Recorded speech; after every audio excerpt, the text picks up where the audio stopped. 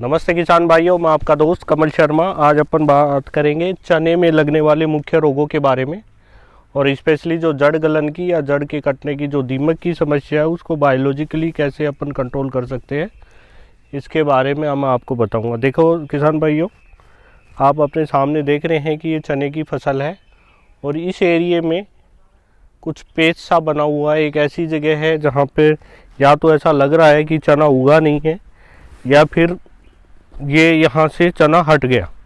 अब इसमें दो तरह की प्रॉब्लम आइडेंटिफाई होती है, तो आप देखेंगे। एक तो ये देखिए, ये पीला पड़ता जा रहा है नीचे से। दूसरा, इनमें कटने की समस्याएं आ जाती है। लेकिन जब अपन इसको उखाड़ के अपन देखेंगे तो देखिए इसमें इसकी जो जड़ें हैं वो गल चुकी हैं। इसमें एक पाउडर आता है ट्राइकोडर्मा के नाम से, उसको अपन काम में ले सकते हैं। ठीक है किसान भाइयों, और उस ट्राइकोडर्मा का डोज है, जैसे 2 किलो पाउडर फॉर्म में है या लिक्विड फॉर्म में है, 2 किलो गोबर की खाद या वर्मी कंपोस्ट है, उसको डाल के और अच्छी तरह मिक्स करके 2-4 दिन छोड़ सकते हैं तो बहुत अच्छा है, जिससे वो मल्टीप्लाई हो जाए। और पूरे खेत में डाल के और शाम के टाइम में ध्यान रखिएगा किसान भाइयों, फिर मैं एक बार रिपीट कर रहा हूँ, 20 से 25 किलो गोबर की खाद या फिर वर्मी कंपोस्ट लेना आपको। उसमें ट्राइकोडर्मा जो आता है, जो स्क्रीन पे आप साइड में देखेंगे बोतल, इसमें ट्राइकोडर्मा विरिडी के नाम से है, इसको आप डाल सकते हैं। और इसका उपयोग आप जब करेंगे तो पाएंगे कि लगभग 5 से 7 दिन बाद, मान लो 2-3 दिन आपने गोबर की खाद या वर्मी कंपोस्ट के अंदर मिक्स किया और फिर शाम के टाइम खेत के अंदर डाल के पानी तुरंत देना है, तो इसका फ़ायदा मिलेगा। दूसरी प्रॉब्लम आती है, इसमें कई जगह से कटी हुई या बिल्कुल सूखा हुआ उखड़ा हुआ आपको मिलेगा, वो दीमक की प्रॉब्लम है। और दीमक की प्रॉब्लम साधारण देखा कोई दवाई काम नहीं करती, लेकिन फिर भी मैं कहूँगा एक मेटाराइजियम है, बायो पेस्टिसाइड है और बहुत अच्छी दवा है और परमानेंट समाधान हो सकता है टर्माइट का, दीमक का। चाहे वो कैसी भी क्रॉप हो, उसको थोड़ा सा गुड़ में आप डिजोल्व करके, ठीक है, जो गाय भैंसों के लिए काला गुड़ आता है या पुराना गुड़ आपके पास पड़ा हो तो और भी बढ़िया है, उसको एक ड्रम में डिजोल्व करके स्प्रे की फॉर्म में भी कर सकते हैं, आप पानी के साथ भी दे सकते हैं, आप गोबर के साथ भी दे सकते हैं। तो चने में जो मेन रूप से सबसे बड़ी समस्याएं हैं वो हो सकता है कि पूरे भारत में ये प्रॉब्लम देखने को मिलती है। और ज़्यादातर लोग क्या केमिकल डालते हैं, केमिकल का असर 10 से 15 दिन होता है, उसके बाद नहीं होता है। और बात करें कि ये जो ट्राइकोडर्मा का है, ये बीज जब ये जो जड़ गलन की समस्या जो लगती है, इस जड़ समस्या को आप ट्रीटेड सीड आते हैं केमिकल से, बेविस्टीन से, ऑलरेडी उन पे जो फंगीसाइड, उसको ट्रीट करके और फिर लगाना चाहिए। ऑलरेडी आता है तो उसको ट्रीट करके अपन लगा सकते हैं, जिससे कि अपने जो देखो ये पूरी फसल है, आप उधर भी देखेंगे पूरे पेज के पेज खाली रह गए। किसान भाई समझते नहीं है, मैंने यहाँ पे जो किसान काम करते हैं उनसे बात की तो उन्होंने कहा यहाँ बहुत सारी धूप थी इसलिए नहीं हुआ। एक्चुअल में उनको पता नहीं है कि पौधों में क्या क्या बीमारियाँ होती हैं। तो किसान भाइयों, ये मेरा जो चैनल है इसको लाइक कीजिए, सब्सक्राइब कीजिए और घंटी का बेल आइकन दबाइए। और किसानों के ग्रुप में जिसमें आप जुड़े हुए हैं वहाँ पे इसको शेयर कर सकते हैं, जिससे किसान भाई जान सके। बात करेंगे मेटाराइजियम, जो टर्माइट की जो प्रॉब्लम है, दीमक की प्रॉब्लम है, उसका संपूर्ण समाधान करती है। वो कहाँ मिलेगा तो मैं आपको बता देता हूँ, वो आपके आसपास जो भी एग्री इनपुट की दुकान है, पेस्टिसाइड, सीड और केमिकल जो बेचते हैं, उन किसानों, उन दो दुकानदारों से आप मांग सकते हैं। और साथ में ही आपके जो एग्रीकल्चर सुपरवाइज़र है, प्रोफेसर्स हैं, उनसे आप बात कर सकते हैं। वो आपको ये दवाई का सही डोज आपको बताएंगे। फिर भी आपको नहीं मिले, कृषि विज्ञान केंद्र हो सकते हैं आपके ज़िले में हो, आपके आसपास हो, तो आप जाके खोज सकते हैं। और फिर भी आपको नहीं मिल पा रहे हैं तो आप मेरे जो चैनल पे नंबर चल रहे हैं इस स्क्रीन पे, उस पर कॉन्टैक्ट करके पूछ सकते हैं। ऑल इंडिया आप कहीं भी हो, मैं आपको बताऊँगा कि आसानी से कहाँ उपलब्ध हो सकता है। साथ में ये जो मैंने आपको ट्राइकोडर्मा बताया है, ये साधारणतः सभी फसलों में रोग आता है, जिसमें जड़ गल जाती है और काली पड़ के पौधा सूखने लगता है। इसका मतलब हो गया ये जड़ इस से ही खाना लेता है, और जड़ी यदि सड़ने लग जाएगी, स्पेशली सेकेंडरी रूट, तो वो खाना नहीं ले पाएगा, पानी नहीं ले पाएगा, धीरे धीरे पौधा ख़त्म हो जाएगा। और ये धीरे धीरे और फैलती है, बड़े लेवल पे जाते हैं तो और फैलती है। किसान लोग जनरली समझ नहीं पाते, और ये सभी में लगती है। आप प्याज में देख लो, सब्जियों में देख लो, और बहुत से लहसुन है या और बहुत से मैंने पौधे देखे हैं, मैक्सिमम ये जड़ गलन की समस्या आती है।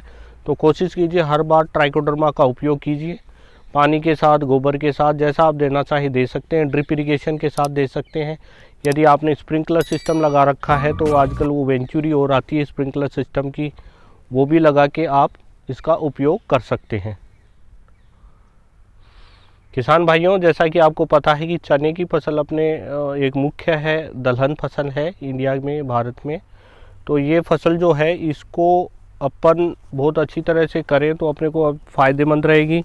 और यदि रोगों से अपने ने फसल ख़त्म कर ली तो अपने को नुकसान हो सकता है। तो किसान भाइयों देखो, आपको ये जो जड़ गलन वाली समस्या वाले पौधे और स्वस्थ पौधों के बारे में आपको मैं एक बार दिखा देता हूँ, जिससे कि आपके खेत में भी यदि ऐसी समस्याएं हों तो आप पहचान सकें। देखो यहाँ पे आप देखिए, ये पौधा बिल्कुल स्वस्थ है, लेकिन इसके अंदर देखो थोड़ा थोड़ा पौधे पीले पड़ते जा रहे हैं। ठीक है, इसी के साथ देखिए ये पौधा देखो, ये इसमें वापस वही प्रॉब्लम है जड़ गलन की। ठीक है, ये देखो नीचे से सूखने लग गया है, और आप उखाड़ के देखेंगे तो आपको दिखेगा, ये देखो। ठीक है, तो ये देखो ये बने हैं, ये धीरे धीरे ऊपर तक इन्फेक्टेड हो जाएगा। तो किसान भाई समझ सकते हैं इन चीज़ों को, और ये पौधे को देखिए आप। ठीक है, और यदि आप चारों तरफ, खेत के चारों तरफ यदि आप देख पा रहे हो तो देखो बहुत बड़ी समस्या है।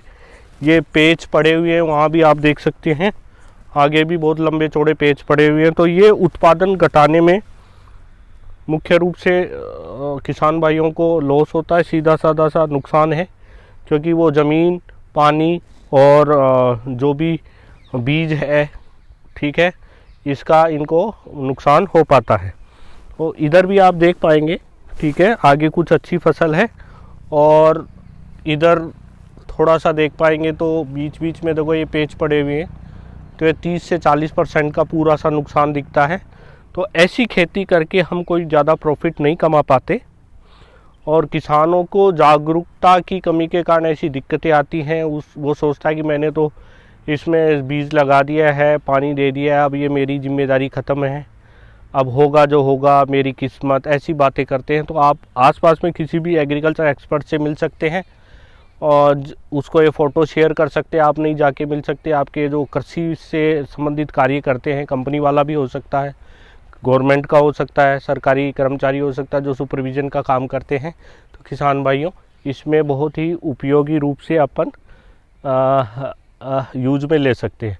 जितने भी प्रकार के बायो फर्टिलाइज़र हैं, बायो पेस्टिसाइड हैं, बायो इंसेक्टिसाइड हैं, उनका उपयोग कीजिए, और केमिकल से जितना दूर रह सके उतना रहिए, क्योंकि आपकी ये आय में सीधा साधा सा नुकसान पहुंचाते हैं।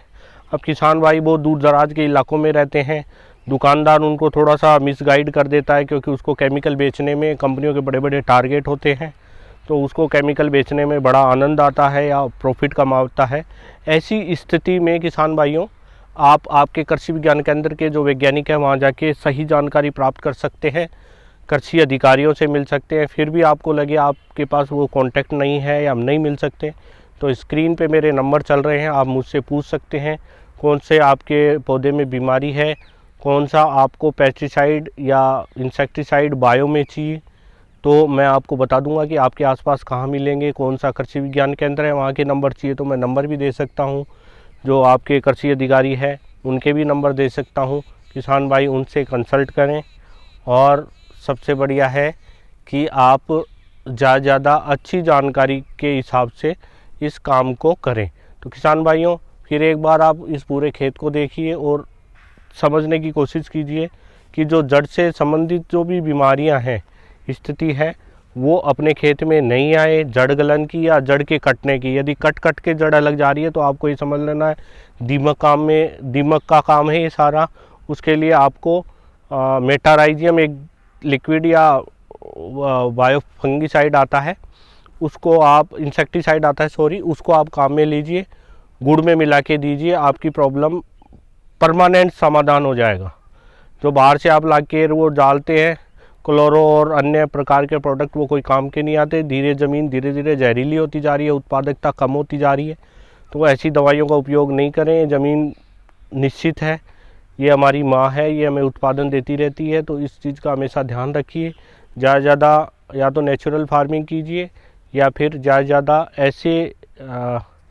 ऐसे उत्पाद काम में लीजिए जिसके कि आपकी उत्पादकता बढ़ती रहे। Thank you. मेरे स्क्रीन पे नंबर चल रहे हैं, नंबर पे आप संपर्क कर सकते हैं जैसी भी आपकी किसी प्रकार की समस्या हो।